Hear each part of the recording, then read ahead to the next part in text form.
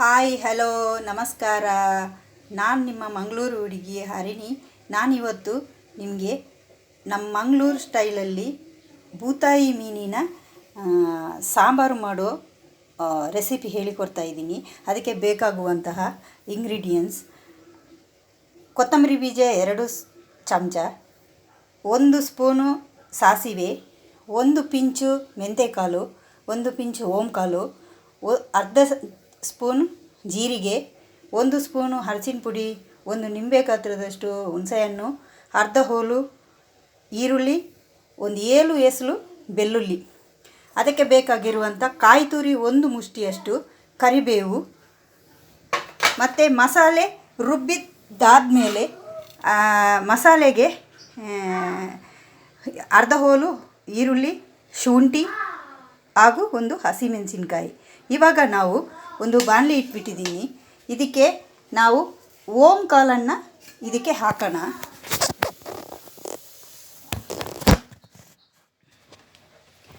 ಮಸಾಲೆ ರುಬ್ಬಕ್ಕೇನಿಲ್ಲ, ಎಲ್ಲ ಹಸಿಯೇ ಹಾಕಬೇಕು. ಇದಕ್ಕೆ ಮಸಾಲೆ ರುಬ್ಬುವ ಯಾವುದೇ ಇದು ಬೇಡ. ನಾನು ಓಂಕಾಳನ್ನು ಮಾತ್ರ ಇದಕ್ಕೆ ಹಾಕ್ತಾಯಿದ್ದೀನಿ, ಮತ್ತು ಮೆಂತೆಕಾಳನ್ನು ಮಾತ್ರ ಇದಕ್ಕೆ ಹಾಕ್ತಾಯಿದ್ದೀನಿ. ಮತ್ತು ಯಾವ ಐಟಮು ಇದಕ್ಕೆ ಹಾಕುವ ನೆಸೆಸಿಟಿ ಇಲ್ಲ.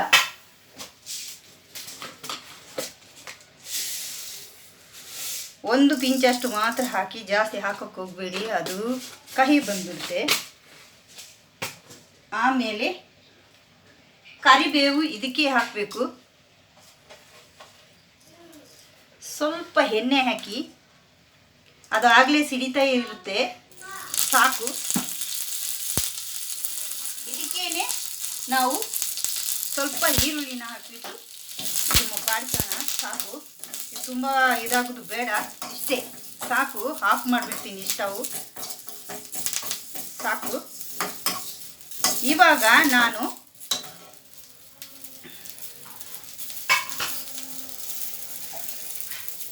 ಈ ಬ್ಯಾಡಗಿ ಮೆಣಸು ನಾನು 1 ಮುಷ್ಟಿಯಷ್ಟು ತೊಗೊಂಡಿದ್ದೀನಿ ನೋಡಿ, 1 ಮುಷ್ಟಿಯಷ್ಟಿದೆ. ಇದನ್ನು ನಾನು ಚೆನ್ನಾಗಿ ಬೇಯಿಸ್ಬಿಟ್ಟು ತಣ್ಣಗಾಗಿ ತೊಗೊಂಡು ಬಂದು ಇದೆಲ್ಲ ಒಟ್ಟಿಗೆ ಹಸಿ ಮಸಾಲೆ ಪದಾರ್ಥಗಳನ್ನು ಹಾಕಿಬಿಟ್ಟು ರುಬ್ಬಿ ತೊಗೊಂಡು ಬಂದು ನಾನು ನಿಮಗೆ ಇಲ್ಲಿ ಸಾರು ಮಾಡೋದು ಹೇಗೆ ಅಂತ ತೋರಿಸ್ತೀನಿ, ಬನ್ನಿ.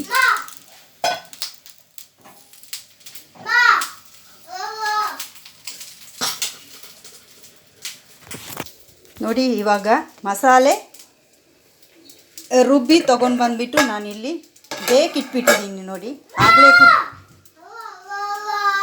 ಕುದೀತಾ ಇದೆ.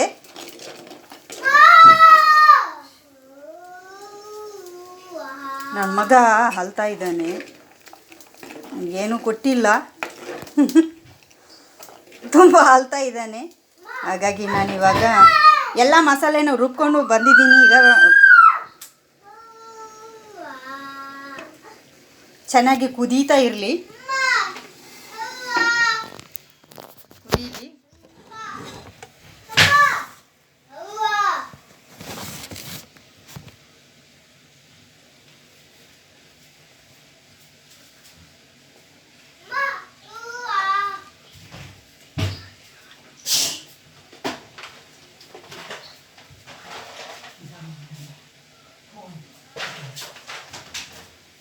ಚೆನ್ನಾಗಿ ಕುದೀತಾ ಇದೆ ನೋಡಿ, ಕುದೀಲಿ.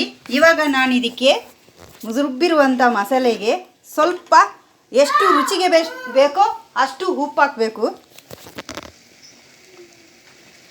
ಈಸಿಯಾಗಿದೆ ನೋಡಿ, ಎಷ್ಟು ಬೇಗ ಆಗಿಬಿಡ್ತು ನೋಡಿ. ಎಲ್ಲ ಮಸಾಲೆಯನ್ನು ಯಾವುದನ್ನು ಹುರಿಯೋಕ್ಕಿಲ್ಲ, ಜಸ್ಟು ಮೆಂತೆಕಾಳು ಮತ್ತು ಈರುಳ್ಳಿ ಮತ್ತು ಇದು ಮಾತ್ರ, ಕರಿಬೇವು ಅಷ್ಟೇ. ಉಪ್ಪು ಹಾಕಿದ್ದೀನಿ, ನೋಡಿಬಿಟ್ಟು ಇದು ಮಾಡಿ. ಇವಾಗ ನಾನು ಇಲ್ಲಿ ಇಟ್ಟಿರುವಂತಹ ಈರುಳ್ಳಿ, ಹಸಿಮೆಣಸಿನ್ಕಾಯಿ, ಶುಂಠಿ ಎಲ್ಲವನ್ನು ಇದಕ್ಕೆ ಹಾಕ್ತಾ ಇದ್ದೀನಿ. ಒಂದು ಕುದಿ ಬರಲಿ. ಆಲ್ರೆಡಿ 2 ಕುದಿ ಬಂದಿದೆ. ಇವಾಗ 1 ಕುದಿ ಬರಲಿ. ಸ್ವಲ್ಪ ಹೊತ್ತು ಮುಚ್ಚಿಟ್ಬಿಡ್ತೀನಿ. ತುಂಬ ಮುಚ್ಚಿಡಬೇಡಿ, ಒಂದು ಸೌಟ್ ಇದರ ಒಳಗಡೆ ಇಟ್ಬಿಡಿ, ಯಾಕಂದರೆ ಹೊರಗಡೆ ಬಂದುಬಿಡುತ್ತೆ ಉಕ್ಕಿ.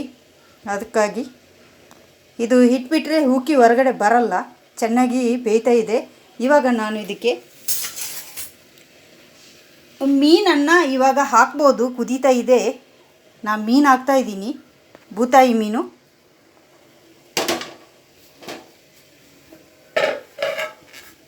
ಎಷ್ಟು ಈಸಿಯಾಗಿದೆ ನೋಡಿ, ನೋಡೋಕ್ಕೂ ಚೆನ್ನಾಗಿದೆ. ಬೂತಾಯಿ ಮೀನು ಎಷ್ಟು ದೊಡ್ಡದಿದೆ ನೋಡಿ, ಬಂಗಡೆ ಮೀನು ಅಷ್ಟು ದೊಡ್ಡದಿದೆ. ಬಂಗಡೆ ಮೀನು ಇದೆಲ್ಲ ಅಷ್ಟೇ ದೊಡ್ಡದಿದೆ ನೋಡಿ. ಹಾಕ್ತಾಯಿದ್ದೀನಿ ನಾನು ಇದಕ್ಕೆ ಮೀನನ್ನು.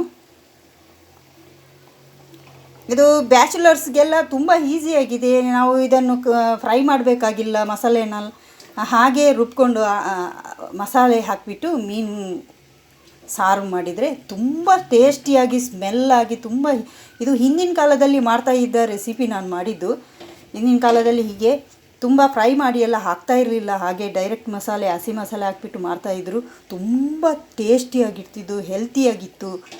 ಇವಾಗೆಲ್ಲ ಆರ್ಟಿಫಿಷಿಯಲ್ ಆಗಿ ಬಂದುಬಿಟ್ಟು ಎಲ್ಲ ಮಾಡಿ ಎಲ್ಲ ಅದು ಇದು ಮಾಡ್ತಾಯಿರ್ತಾರೆ. ನೋಡಿ, ಇದು ಟ್ರೈ ಮಾಡಿ. ನಾನು ಮಾಡಿರುವಂಥ ವಿಡಿಯೋ ನಿಮಗೆ ಇಷ್ಟ ಆಗಿದ್ದಲ್ಲಿ ದಯವಿಟ್ಟು ಲೈಕ್ ಮಾಡಿ, ಶೇರ್ ಮಾಡಿ, ಸಬ್ಸ್ಕ್ರೈಬ್ ಮಾಡೋದನ್ನು ಮಾತ್ರ ಮರಿಬೇಡಿ ಫ್ರೆಂಡ್ಸ್. ನಿಮಗೆ ಇಷ್ಟ ಆಗಿಲ್ಲ, ಇಷ್ಟ ಆದ್ರೂ ನನಗೆ ಕಾಮೆಂಟ್ಸ್ ಮಾಡಿ ತಿಳಿಸಿ. ಇವಾಗ ನಾನು ಮುಚ್ಚಿಟ್ಬಿಡ್ತಿದ್ದೀನಿ. ಮೀನು ಹಾಕಿದ್ದೀನಿ. ಒಂದು ಸಲ ಈ ಥರ ಸೌಟು ಹಾಕಿಬಿಟ್ಟು ಈ ಥರ ತಿರುಗಿಸಿದರೆ ಸಾಕು. ಮತ್ತೆ ನಾವು ಸೌಟು ಹಾಕೋಕ್ಕೆ ಹೋಗ್ಬಾರ್ದು, ಯಾಕಂದರೆ ಮೀನು ಹಾಗೆ ಪುಡಿ ಪುಡಿ ಆಗಿಬಿಡುತ್ತೆ. ಹೀಗೆ ಒಂದು ಸಲ ಹಾಕಿಬಿಟ್ಟು ಮತ್ತೆ ನಾವು ಈ ಥರ ಮುಚ್ಚಿಬಿಡಬೇಕು. ಫುಲ್ಲು ಮುಚ್ಚಿಬಿಟ್ಟು ಹೈ ಫ್ಲೇಮಲ್ಲಿ ಇಟ್ಬಿಟ್ಟು ಬರೀ ಒಂದು 3 ನಿಮಿಷ ಬೇಯಿಸಿದರೆ ಸಾಕಾಗುತ್ತೆ. 3 ನಿಮಿಷದಲ್ಲಿ ಮೀನು ಬೆಂದೋಗುತ್ತೆ. ಅದಕ್ಕೆ ಮೇಲೆ ನೀವು ಬೇಯಿಸೋಕ್ಕೆ ಹೋಗಬೇಡಿ. ಅದು ತುಂಬ ಪುಡಿ ಪುಡಿಯಾಗಿ ಮುಳ್ಳು ಸಿಗುತ್ತೆ, ಬಾಯಿಗೆ ಚೆನ್ನಾಗಿರಲ್ಲ. ಅದಕ್ಕಾಗಿ ಜಸ್ಟ್ 3 ನಿಮಿಷ 4 ನಿಮಿಷ ಸಾಕು. ಅದು ಬೆಂದು ಚೆನ್ನಾಗಿ ಮಸಾಲೆ ಎಲ್ಲ ಹೀರ್ಕೊಂಡು ಬಿಟ್ಟಿರುತ್ತೆ. ನೀವು ಎಲ್ಲ ಬೆಂದು ಕೆಳಗಿಳಿಸಬೇಕಾದ್ರೆ ಸ್ವಲ್ಪ ಅದಕ್ಕೆ ಮುಚ್ಚಿರುವಂತಹ ಮೇಲಿರುವ ಇದನ್ನು ಸ್ವಲ್ಪ ಸರಿಸ್ಬಿಟ್ಟು ಹೀಗೆ ಇಟ್ಬಿಟ್ರೆ ಸಾಕು. ಹಬೆ ಹೋಗಿ ಮತ್ತೆ ಅದು ಚೆನ್ನಾಗಿರುತ್ತೆ. ನೋಡಿ, ಇವಾಗ ಚೆನ್ನಾಗಿ ಉಗಿ ಬರ್ತಾ ಇದೆ. ನೋಡೋಣ, ಒಂದು 2 ನಿಮಿಷ ಆಗಲಿ. ಆಗಲೇ ಒಂದು 2 ನಿಮಿಷ ಬೆಂದಿದೆ. ಹಾಕಿಬಿಟ್ಟು ಬೇಯ್ತಾ ಇದೆ. ಕುಚು ಶಬ್ದ ಬರ್ತಾ ಇದೆ.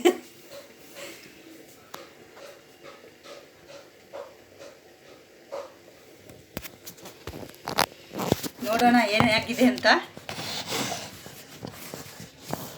1 ನಿಮಿಷ.